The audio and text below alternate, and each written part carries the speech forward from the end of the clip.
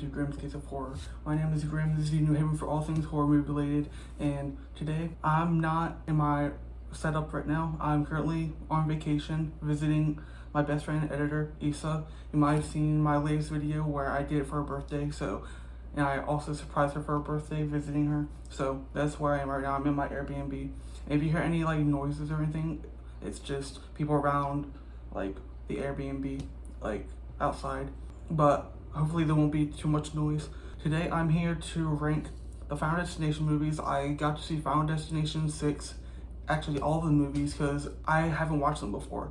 So I watched all of them, and then I went to go see 6, or Bloodlines, I mean. I've really enjoyed this franchise. Like I always knew that I would enjoy it because I'm into like the gore, and I like over the top like violence and like just the random chaos that comes with the idea that death is chasing you, or like you're on death's hit list. I'm really excited to talk about this franchise. I'm going to be ranking it from the worst to the best.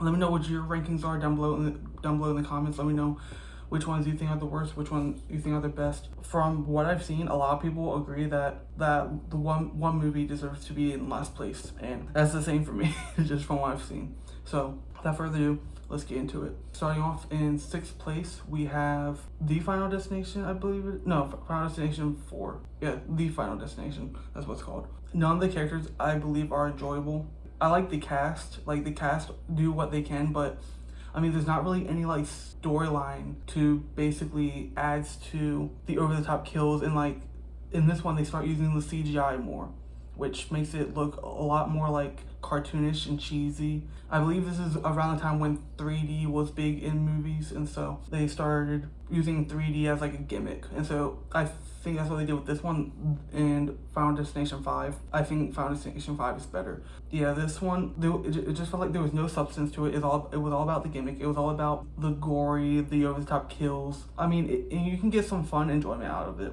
Like it has, I forgot the actor's name, but he plays Nate in The Legends of Tomorrow in the Arrowverse shows from the CW, like The Flash, Arrow. They have him in that. I believe his character's name is Nate. He plays Steel. It was great to see him because I knew he was in the Final Destination franchise, and so I was curious to see like what character he played, like what he got to do. And it's also not one I can like really relate to because I'm not a big NASCAR person, so you wouldn't find me going to like a racetrack or like a drag race place to like, or like a NASCAR like speedway. So it didn't really hit me like personally. So that's another reason why I felt like this movie was so low, was just because I can't relate to it. The characters weren't all that, and just the writing was just really like not there. Like the development of the characters, literally didn't care about any of them. With that, Final Destination 4 is in 6th place. Moving into 5th place, we have Final Destination 3. Now, I know a lot of people like this one, and I do enjoy them. Like I think roller coasters are scary. I think the girl protagonist, Wendy, I believe her name is, I think she's a great protagonist. I didn't care about her, but it's like, a lot of other characters I also didn't like.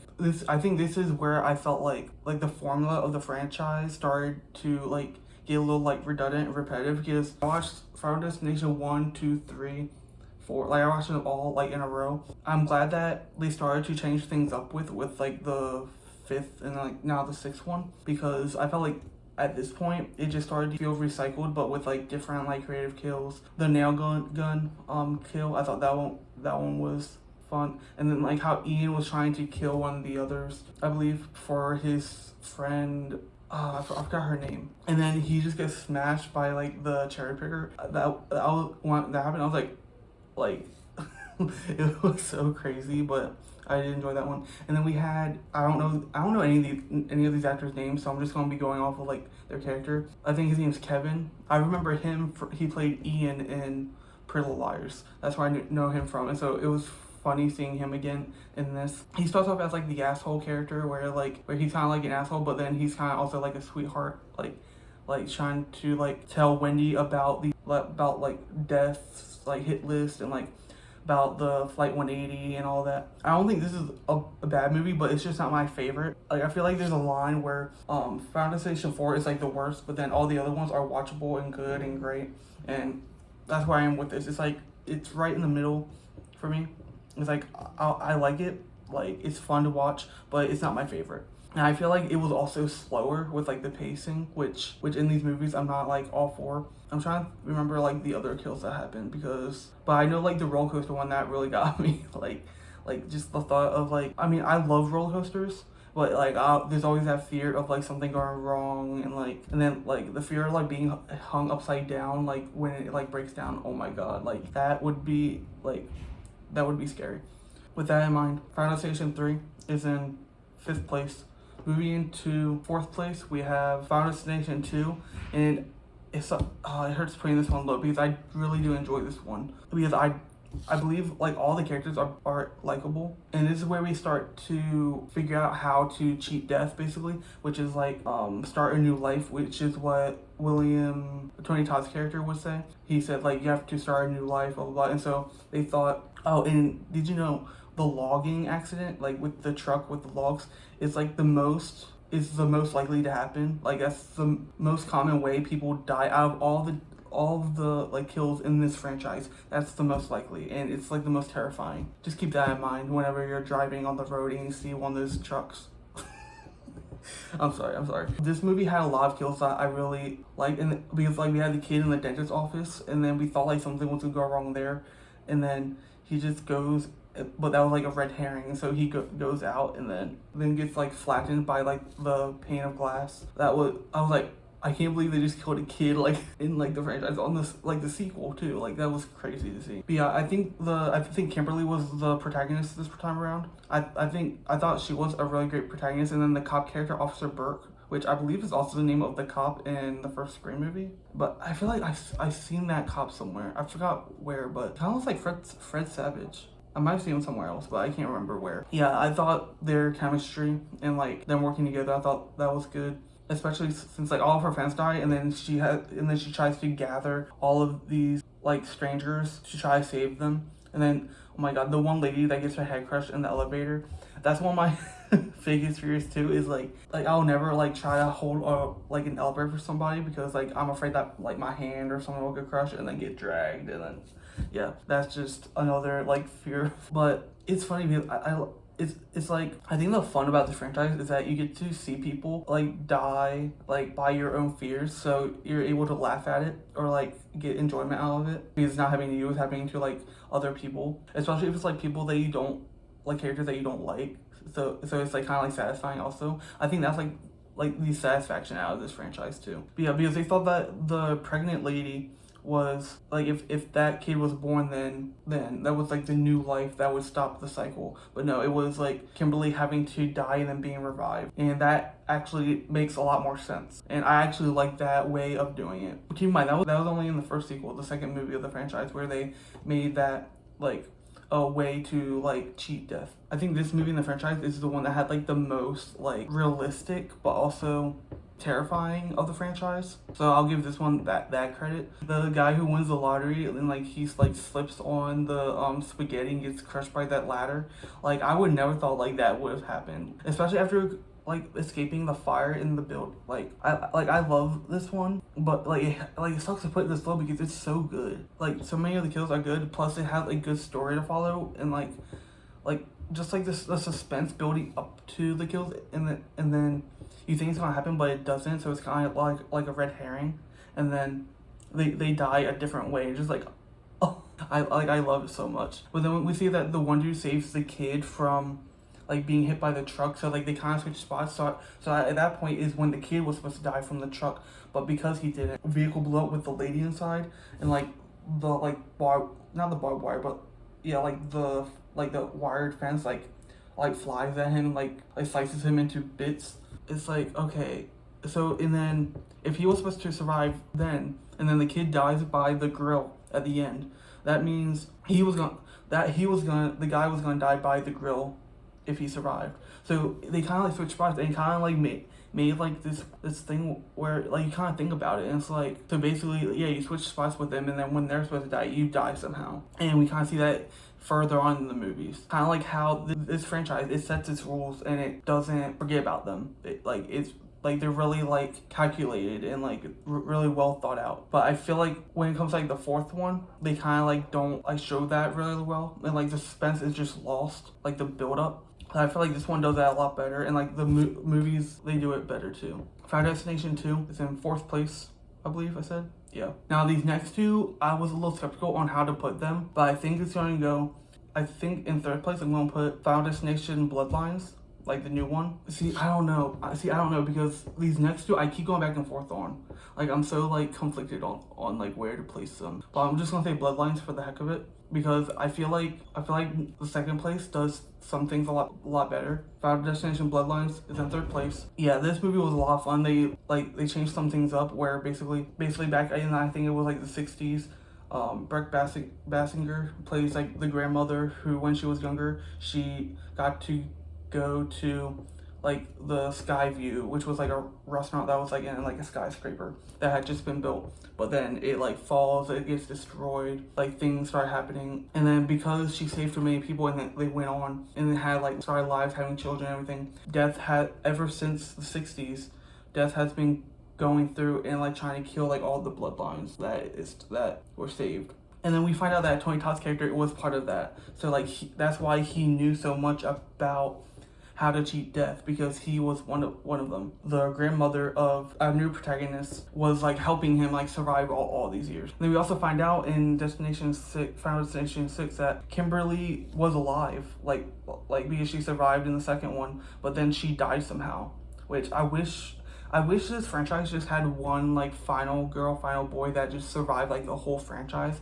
A lot of people are saying that they wanted Wendy to survive, but I don't think she would have been able to survive like that train accident at the end. That was crazy too. I thought like one person was gonna survive, but no, they all died. And so it's like kind of hard to like get attached to these characters, because like every single one, they're like new characters. So it's like, what's the point of rooting for them or trying to like get to know them if they're just gonna die? And I feel like this franchise needs one person that they can connect to, and that they can be like, no, I don't want them to die. And I think Kimberly was mine for that. Kimberly, and then like Alex, I think his name is Demisava's character in the 1st one. I think that he was another one. I think his name's Alex. But yeah, and then Clear Rivers, she was another one. If they somehow say that Alex survived somehow because we didn't ever see him die, that would be a crazy like revelation.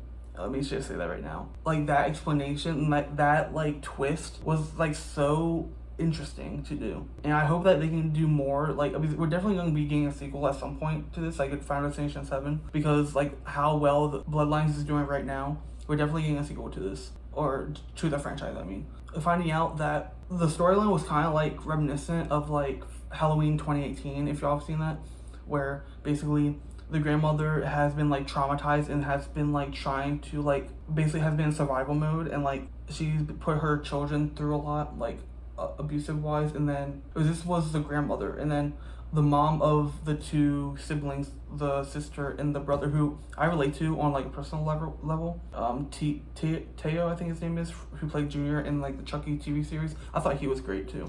But we see that their mom left them when they were younger, because she thought that death would be after them, because she grew up with her mom telling her that death was coming for her family, blah blah blah. And so like people like throughout in their whole family and the whole bloodline, people thought that she's the crazy woman, she's like she's like psychotic. But then we find out that no, because the granddaughter, who is the protagonist, she's been having these premonitions like for a few months now, like as she's away at college. And so she returns and like asks her family about what these premonitions are and why she's having these dreams. And that's when she asked to speak to her grandmother. And I just thought like the way that they went about this movie, it gave Legacy sequel vibes. That's what it gave off, and I kind of like that. Even though we got no Legacy characters returning besides Tony Todd, I felt like they did it in a way where it still felt like a requel. It felt like a Legacy sequel, but it didn't need like any like nostalgia bait, if you get what I mean. Like the vibes and like the suspense and like everything that you love about the franchise,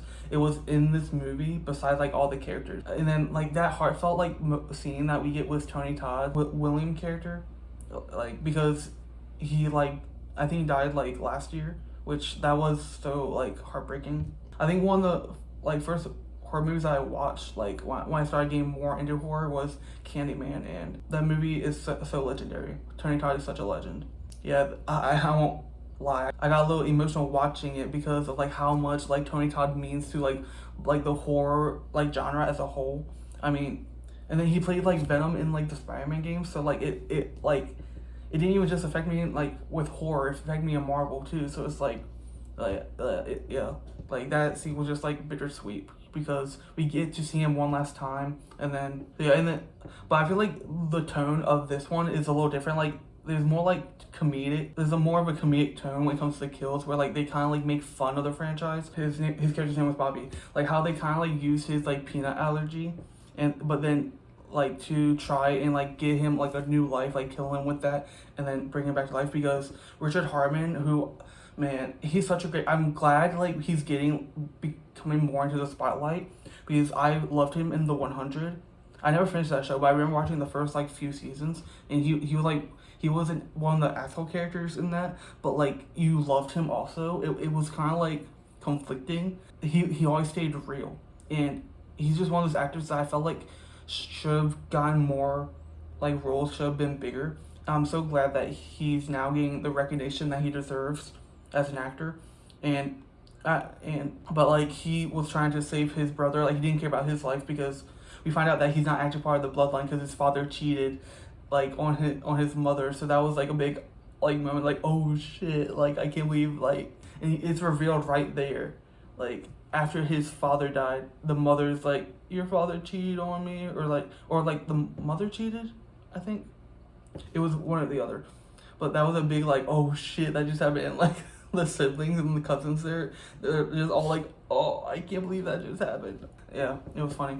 But yeah, Owen Joyner's character, like as they're trying to like get him to eat like a Reese's cup, which I think is perfect, and he tries it, he's like, that's actually really good, and then he starts like his throat starts closing up, and like he starts getting like hives and everything. I thought that was just hilarious, and I felt like it was refreshing. Like as someone who got into the franchise, I thought it was kind of like refreshing. I've seen where some people think that like they didn't like it, but it kind of felt like how Scream 5 and 6 felt, like how they were kind of like making fun of like their franchise, and I thought that was fun. I think the Chucky TV series did the same thing. I liked like the new like shift in tone and like trying to make it a little different and like not make it feel repetitive. That's what this movie also did. I do believe like a lot of the kills were like over the top or like weren't like really believable. The lawnmower one, I thought that one was good, and then like the opening, the intro with like the tower, and then oh my god, instead of using water, they used like the penny that the little kid has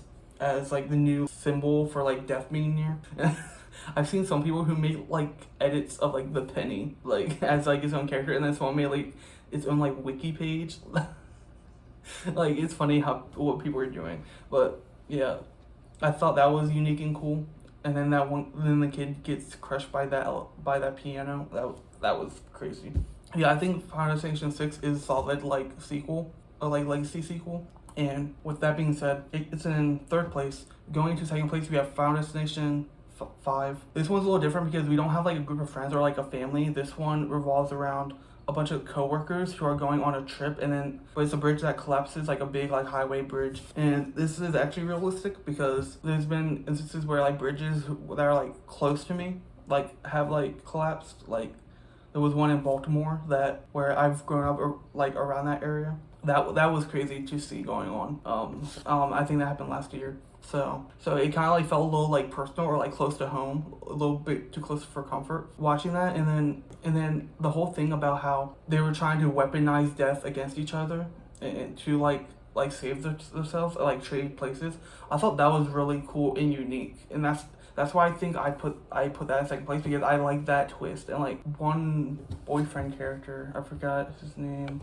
Oh, Peter, yeah, because his girlfriend Olivia died, I believe it was, or Candace, and so he was like really like freaking out, like really like emotionally like reactive, and so he was trying to kill Sam and Molly or like trade places with them so that they didn't die. Because we saw earlier that I think the character's name was Nathan. He traded places with a coworker, and like he got impaled by like a hook or something like that. And so he was safe. He was good throughout the rest of the movie because he could trade places, and like that he didn't kill him on purpose. It was more of an accident.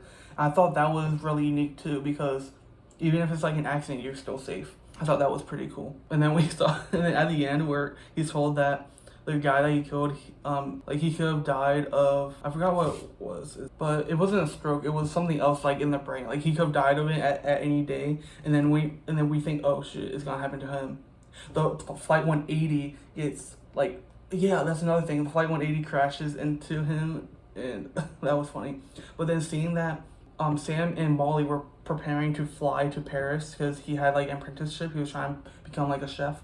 So seeing him like get on the plane and then seeing like body doubles of like Alex from the first one and all that, it was pretty crazy. I was like, oh my god, wait, I didn't know this was gonna happen. I didn't know this was like a prequel almost until after. And I'm glad I didn't get that spoiled for me because that was like a great twist. I'm like, oh wow, like that was really like smart. And like I thought Final Destination 5 was gonna be like really low on the list, but it actually surprised me. And then the character played Nathan. I know him from the 2009 Friday the 13th, which that's like one of my favorite remakes. So I knew him from that. But yeah, just seeing them like weaponized like death is what really put me up because it felt more intense. It felt more suspenseful. It felt like a lot of them felt more built up, and the movie overall was more fast paced, which I like with these types of movies. With that in mind, Final Destination 5 in second place, and first place we have the original. Because yeah, I didn't even know Devon Sawa was.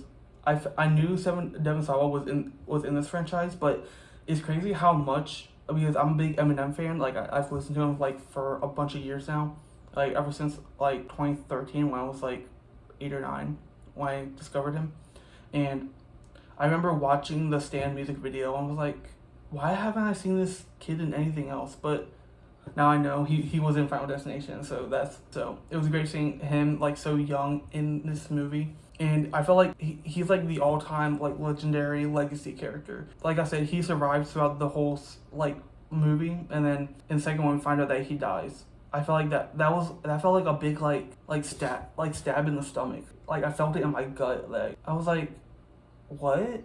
Like that was so. I felt like how they went about it was really weird. Like maybe they could have done to where like he faked his own death, because that's what I thought. I was like, no, I was kind of like in general. I was like, no, he didn't die. Like we should have seen it. Like we saw what's clear in this movie. So I feel like if they can do anything, they can bring him back and be like, oh, he faked his death or something like that. He cheated death. But yeah, this movie just felt so simple. It didn't feel any complex.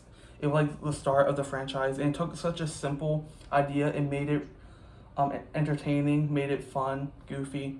It's a little cheesy. Like it doesn't really live up to today, but it's still so fun to go back. It's kind of like watching, like the vibes of the kills in this were like Goosebumps, but like really bloody and like really like rated R. And that's what I felt like. It felt like those vibes. That's just what I love about it. It's just a simple, fun, little gore, little violence. Some like kills where you're like, oh my god, I hope that doesn't happen to me. Like the one in the bathtub with I think is Todd. That one felt a little over the top. And then the one where it was like the teacher who got killed, Valerie. Like that one I feel like is realistic too. Oh, I didn't even talk about the one boyfriend got killed in Final Destination 4, like through the pool. That one was sick. I was like it doesn't feel realistic, but it could be. But it's also like really sick and like cool to see. I was like, okay. I thought the way that they shot that and like did the effects for that, I thought that one was pretty cool. It's kind of like a guilty pleasure kill within the franchise for me, I guess. But yeah, I feel like this original is perfect. Nothing wrong with it. It's just simple. It's like how the franchise started, and just from there, it went through a bunch of ups and downs, and it's like I can't say anything wrong about the original. Like with that being said, it goes 6th place, Final Destination 4. Final Destination 3, Final Destination 2, Final Destination 6, Final Destination 5, and Final Destination 1. Hope y'all did enjoy. Let me know what you thought about this ranking down below. Do you like this franchise? What do you like? I'm curious, what's your favorite kill in this franchise? Like who's your favorite death? Who's your favorite kill? Let me know which one's your favorite down below in the comments. I'm gonna be looking down there because I want to engage with my audience more, the people who watch me. I know there's not a lot, but I do want to start engaging with like people in the comments and start like conversations and discuss these movies with y'all, because that's one thing I really love about this, and that's why I want to start this channel, is just help the discussion and start conversations about these movies, because I love talking about these movies, like even just movies in general. like even with like out of horror movies. I like talking about other movies too. My favorite genre is horror, so that's why I chose this. I still have to watch a lot more horror movies. I'm still watching through the Evil Dead franchise. And then my next video is going to be the Fear Street movies, since Fear Street Prom Queen is coming out this Friday. So look for that next week. It should be out next week. All my socials will be down in the description below. I have my Blue Sky, my Instagram, my TikTok down there. You can follow me down there. And I'm also streaming a little bit on my Twitch. I'll probably be doing that when I get back. You'll follow me on those and let me know some feedback. Let me know what I can work on. Would you like to see? What movies you'd like to see? What movies coming up this year would you like to see me do? I plan to make another video where I watch a bunch of movies I've missed, because I've missed a lot preparing for this trip and like just trying to get other videos out. I know The Conjuring's coming out, Toxic Avenger's coming out, so I plan to do videos on those franchises too. So stick around for those. I also plan to post more on my TikTok, do more like short form content. If y'all have any ideas what y'all like to see, I really like some feedback about that. Don't forget to subscribe and join the Grimpire. Like the video. I also have links down below so you can check out the Final Destination movies from my links to like Prime Video, because that helps the channel out too. That helps me out. You can check the Final Destination movies out down below right now.